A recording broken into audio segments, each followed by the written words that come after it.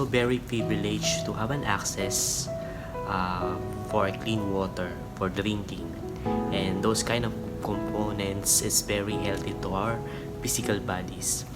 And thus an access is such a privilege for you and for me nowadays. But 2,000 years ago, um, one man hanging on the cross doesn't have the privilege and last wish to have a water. When he was grasping his breath throughout the long hours of execution, from dragging down from the arrest up to nailing on the cross, he just said in John chapter 19 verse 28, "I thirst." But instead of drinking water, those Romans soldiers gave it to him vinegar. So that's it.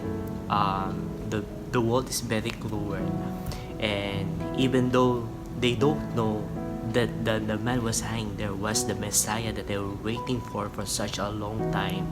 To him, a vinegar instead of water, and that time he was so very human, felt abandoned, he felt alone.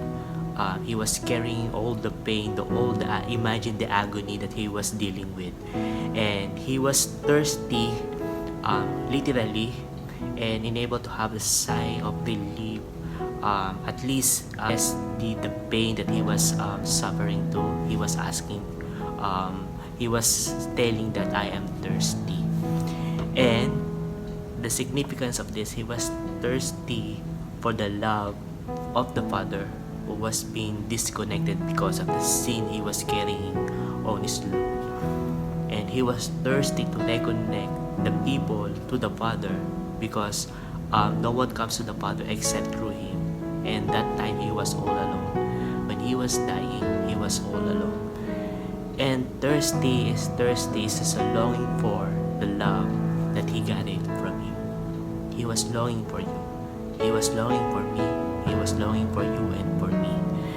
And that's the message of the big word of Christ, John chapter 19 verse 28. I am thirsty. I hope for what God, Jesus Christ, did on the cross.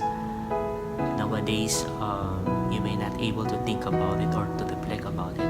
But when you watch this, I hope the Holy Spirit touch in a special way. Pray to God, because He is the only hope, especially in this uncertainty time. I hope you got the message and reflect this 7 last word of Christ. Happy weekends to all of you. May God bless you all.